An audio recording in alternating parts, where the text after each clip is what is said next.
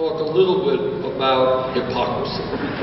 Not that you would be shocked that politicians engage in hypocrisy, but here is kind of the uppermost example of hypocrisy. My Republican colleagues go around the country and they say, we hate government, government is terrible, we have got to cut Social Security and maybe privatize it, we got to cut Medicare or voucherize it, got to cut Medicaid, cut education, cut the EPA. Government is awful, it is terrible, get government out of our lives. Except if you are a woman having to make a very difficult and personal decision. Then they love the government and want the government to make that decision for the women of this country. We will oppose that vigorously.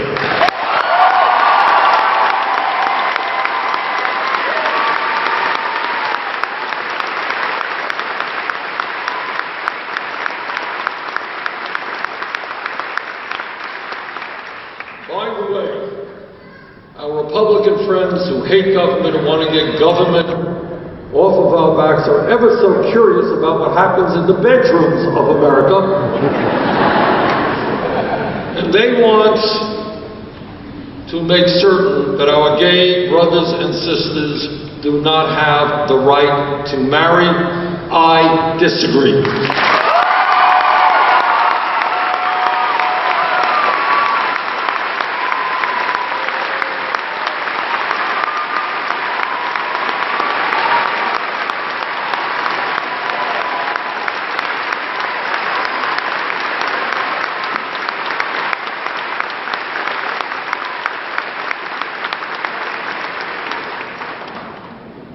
We have come too far as a nation, fighting against bigotry and fighting against discrimination, to go backwards. We are going forward.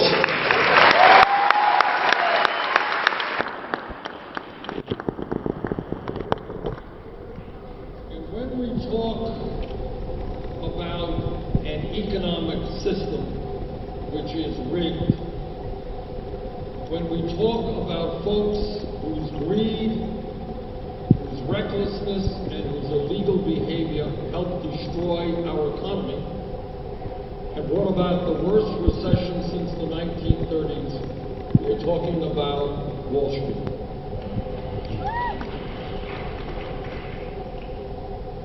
I work in Washington, D.C., and I see power at play.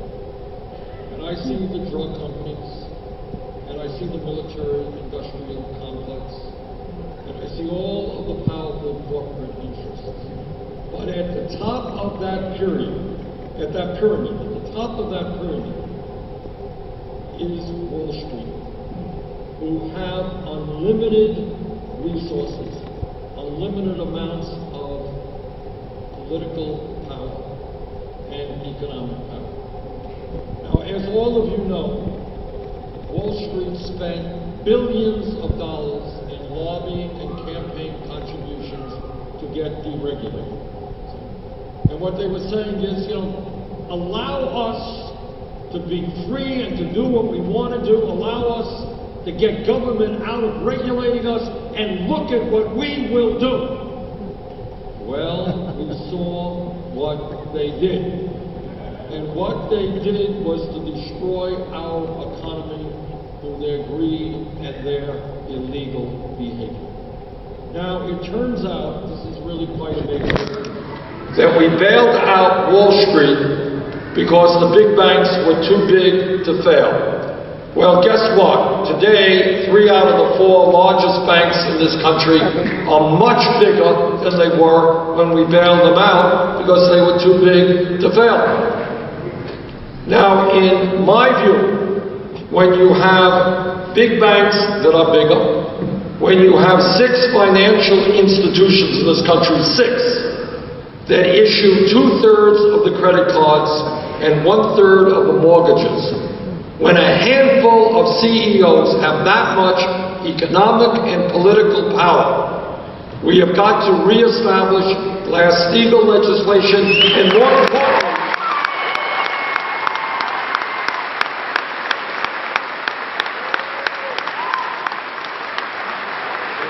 importantly, I know that if Teddy Roosevelt, that good Republican 100 years ago, were here today, he would say, break them up, and he would be right.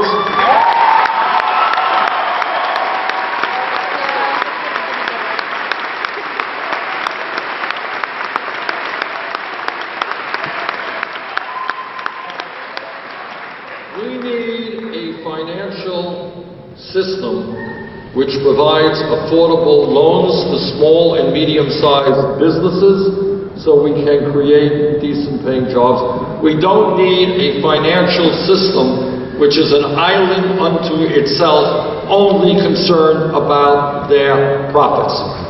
So if elected president, we have a process which within 1 year will break up the largest financial institutions in this country.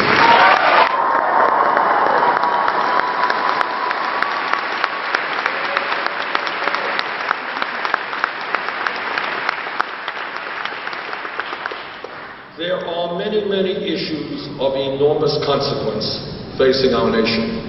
But there is one issue which impacts every other issue.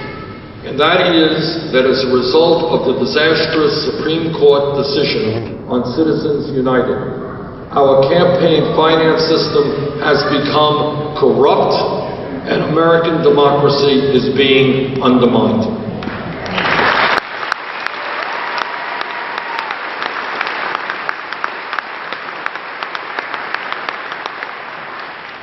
Civilization, for hundreds of years, has struggled. And the struggle was about whether or not ordinary people should have the right to control their futures, or whether their futures were going to be controlled by kings or queens or czars, people with unbelievable power to tax, to take them to war. That's been the struggle of civilizations. That's been the struggle for democracy. And in this country, we have come a very, very long way from the time when African Americans were held in slavery, obviously couldn't vote, women couldn't vote, poor people had to pay a poll tax, couldn't vote.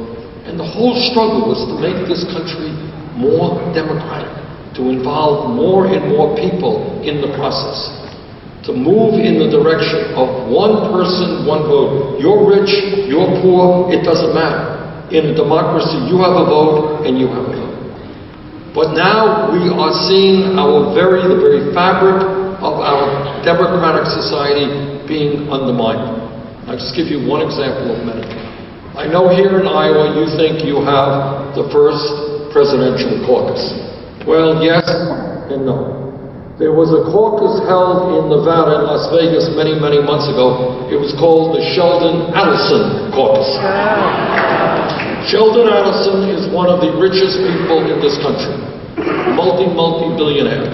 And he invited his Republican friends, the Republican candidates for president, to come before him, to tell him what they would do for him if they wanted the tens or hundreds of millions of dollars that he's going to put into the presidential process. That, my friends, is not democracy, that is oligarchy. And you are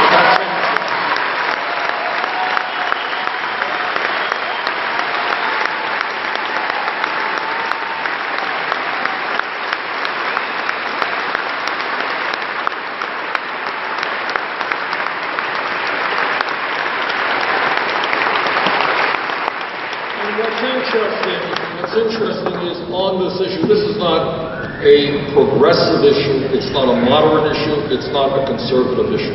Across the board, no matter what your political views may be, the American people understand that American democracy has nothing to do with the Koch brothers or Adelson or anybody else, billionaires buying elections. So here's a promise I make to you, that no nominee of mine to the U.S. Supreme Court will get that nomination unless he or she is loud and public in making it clear that they will vote to overturn Citizens United.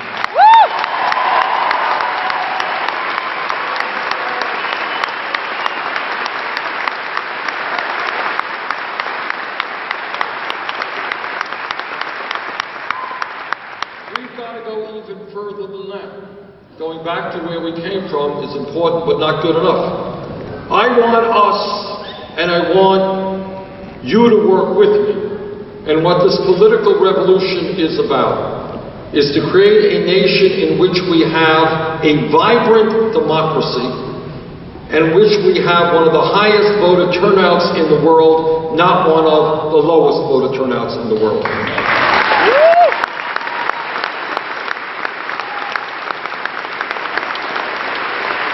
I want anybody in this room, maybe especially the young people, to think that if they have ideas, and whether they're conservative, progressive, or moderate is not of concern to me.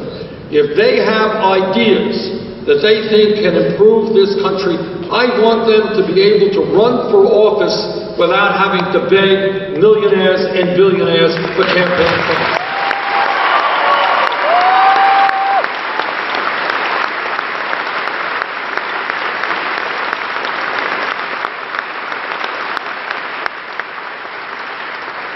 That is why I believe in public funding of elections.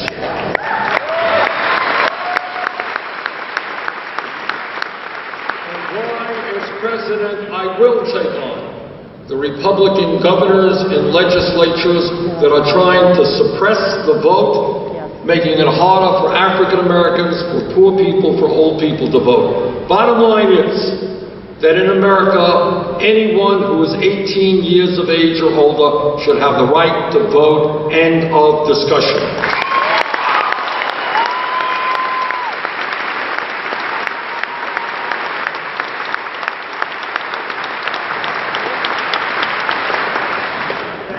Now, we need, if we're going to be effective in the global economy, we need to have the best educated workforce in the world. We used to have the best educated workforce in the world, we no longer do. And one of the reasons is that hundreds of thousands of bright, qualified young people who have all of the ability to go to college are unable to do so because they can't afford to go to college. That, in my view, is crazy.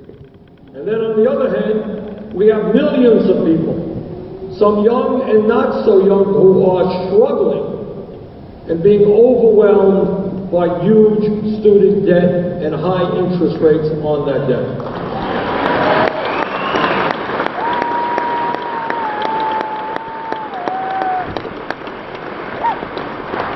So this is what we're going to do about those two issues. Number one, we are going to make public colleges and universities in America tuition free.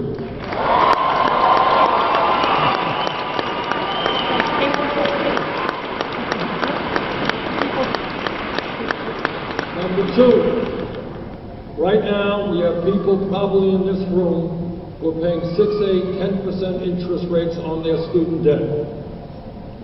Meanwhile, you can refinance your home for 3 or 4%. I will give, and we will give, people with student debt the opportunity to get the lowest possible interest rates they can.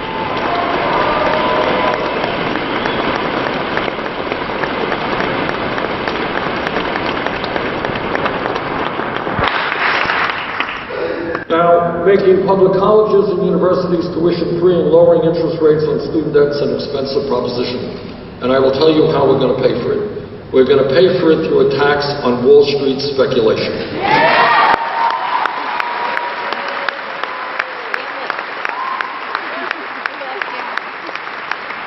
When Wall Street went belly up, they came begging you all for a bailout.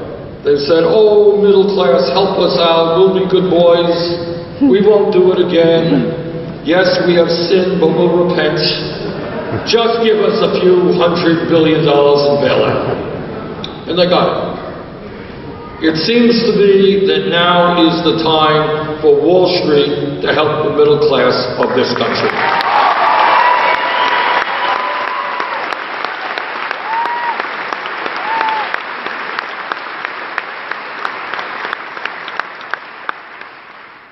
Now, most Americans understand that virtually all of the scientific community now agrees that climate change is real, it is caused by human activity, and it is already causing devastating problems in this country.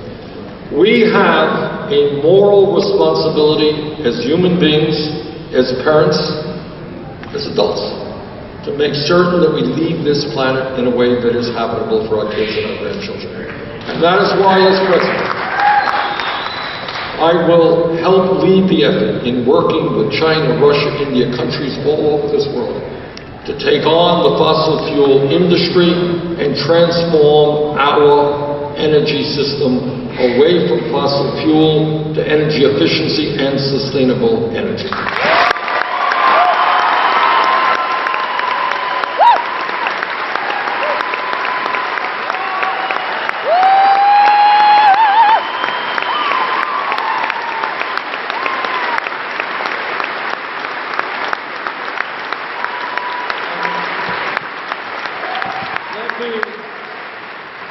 Let me congratulate the state of Iowa for being one of the leaders in the fight for sustainable energy. You are helping to lead this country in wind and in biofuels. Thank you for all that you are doing.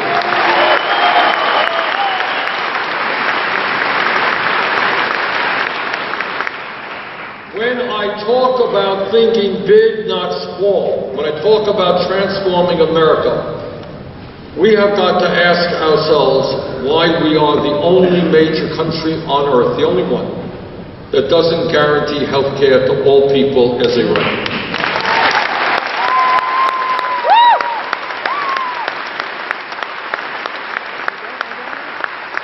Yes, the Affordable Care Act, which I supported, has done a lot of good. We've ended the obscenity of so-called pre-existing conditions.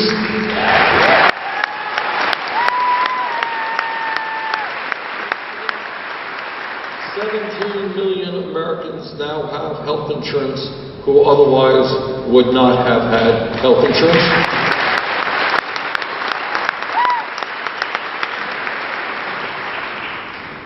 But, and here is the but, 29 million Americans still have no health insurance, and many people in this room and millions in our country are underinsured with high deductibles and high copayments. Any of you have high deductibles?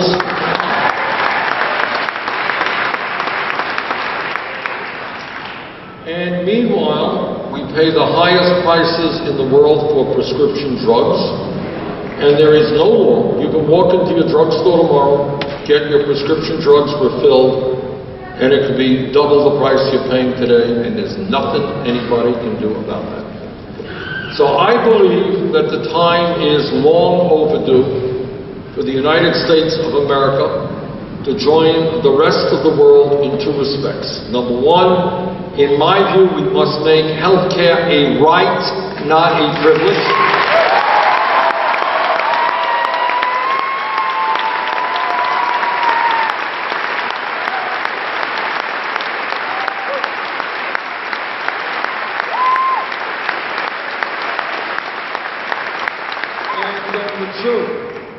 When we are spending on healthcare far, far more per capita than the people of any other country, we are spending almost 3 times as much as the United Kingdom is spending per person. They guarantee healthcare to all their people.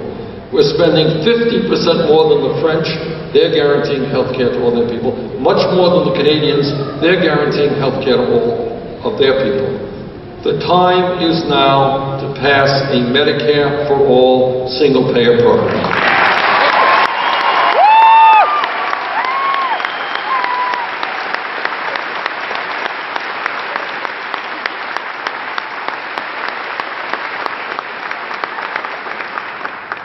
This morning, I had an event with a number of women, it turns out, but it really needn't have just been women, on an issue of enormous importance. And that is that as a nation, we are the only major country, and actually one of the very few countries in the world, that does not provide paid family and medical leave. And what that means is that there are moms who gave birth literally today in Iowa, Vermont, or anyplace else, and they are going to have to go back to work in a week or 2 weeks. They're going to have to be separated from their newborn babies because they simply do not have the income to stay home and bond and love and get to know their babies. That is wrong. And that is why I am strongly supporting legislation in the Senate and the House. In the Senate, we have 20 co-sponsors.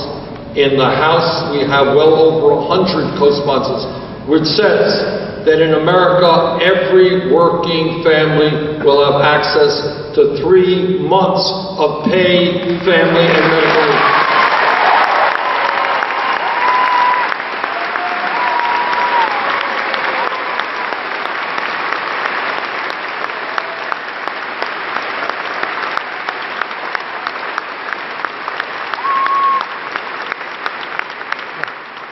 Now, my friend Secretary Clinton says she supports paid family and medical leave, but she doesn't support this legislation, which is supported by virtually every progressive Democrat in the House and the Senate. She thinks that it is too much to ask people to pay $1.61 a week in order to have 12 weeks of paid family and medical leave. I think that that is an excellent investment for this country.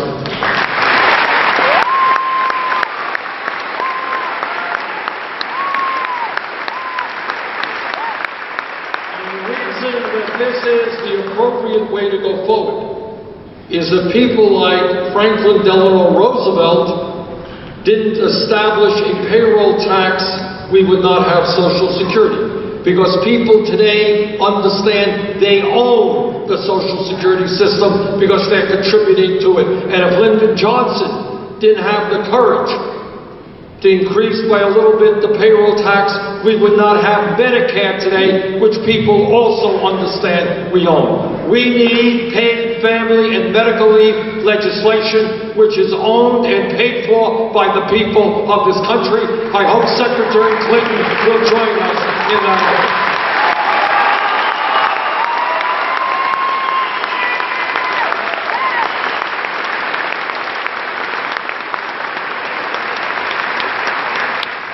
All of us have been shocked and dismayed and appalled, and I don't know what other adjectives you can throw out, by the mass killings we have seen over the last several years.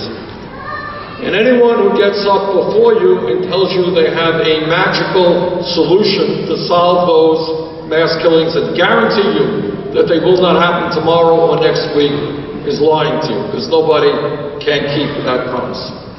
But I remember a number of months ago, some of you may have seen President Obama doing an event, speaking on TV after the shootings in Oregon. And he was visibly distressed. And what he said is, I think, the truth and where we're at. What he said in so many words is, look, this is a very, very difficult problem. There is no magical answer. But we have got to do the best we can, to try to end mass killings in America. And I agree with the President.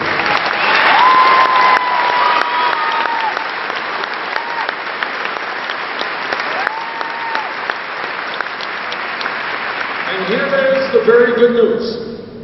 The very good news is that there is a broad consensus in this country, from gun owners to non-gun owners. People who understand that the bottom line is that folks who should not have guns should not be able to buy guns. And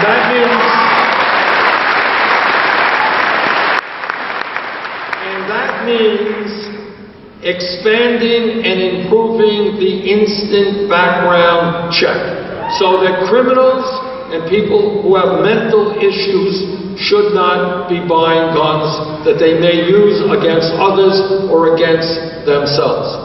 So I look forward to working with the President and all of you to do everything possible to expand, improve, extend the instant background check so that people who should not have guns do not get guns.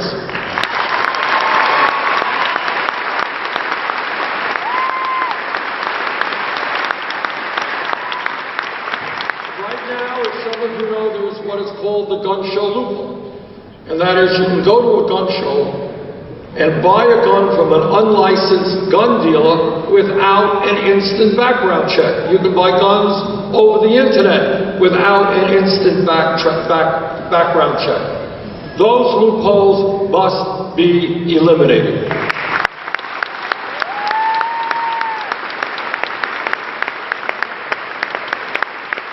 And we have another situation where you can legally walk into a gun shop, purchase guns, fill out the instant background check, get the guns, and then you sell those guns to criminals. It's called being a straw man. In my view, the straw man provision should be a straw man situation, should be a violation of federal law.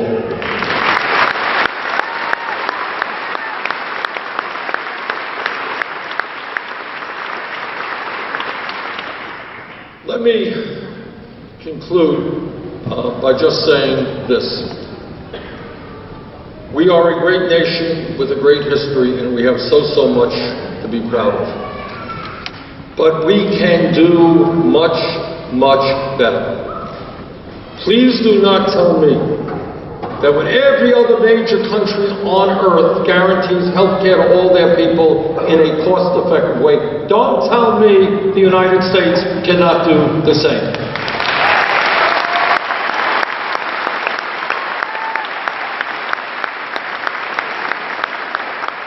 Don't tell me that young people have to leave school $30,000 or $50,000 in debt. Yeah, we can make public colleges and universities tuition free.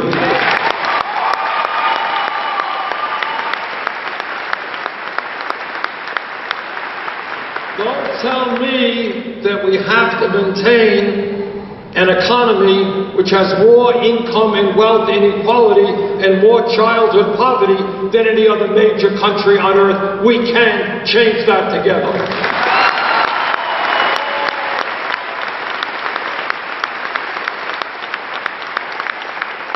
And yes, the United States can lead the world in transforming our energy system and combating climate change.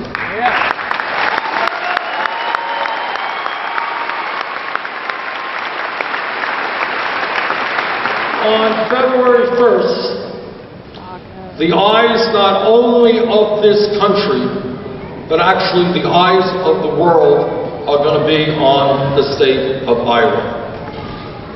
And the people of Iowa can play an historical role, a role that people for years will look back on and say that it began in Iowa. The political revolution began in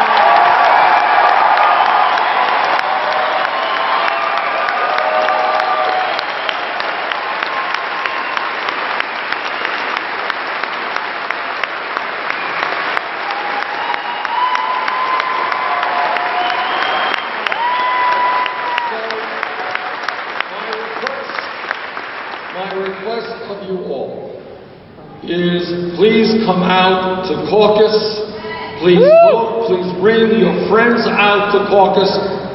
Let's make history on caucus night. Let's make a political revolution. Thanks all very much.